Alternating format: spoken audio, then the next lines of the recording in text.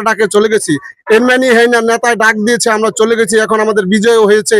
আর বিজয় হওয়া এর মানে হয় না বিজয় হওয়ার পরে বিজয়ীদের কাছে যারা পরাজিত হয়েছে তারা নিরাপদে থাকবে, এটার ওই বিজয়ের সবচেয়ে বড় পাওয়া পাওয়া আর আমাদের নেতা নজরুল ইসলাম আজাদ ভাই কোনো প্রতিহিংসার রাজনীতি করে না। উনি যাতে শান্তি শৃঙ্খলা বজায় থাকে এলাকার মধ্যে ওই রাজনীতি করে। আর আমি আমার এই নেতার কাছে আমার এই বিজয়ের একটাই আহ্বান, যেন এলাকার মধ্যে কোনো প্রতিহিংসা না থাকে।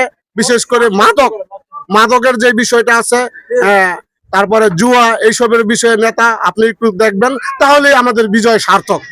আর এগুলো যাতে এলাকার মধ্যে না থাকে।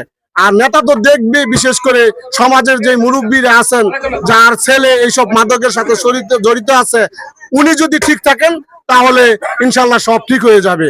আর নেতা তো আছেই। এই বলে আমার বক্তব্য শেষ করছি।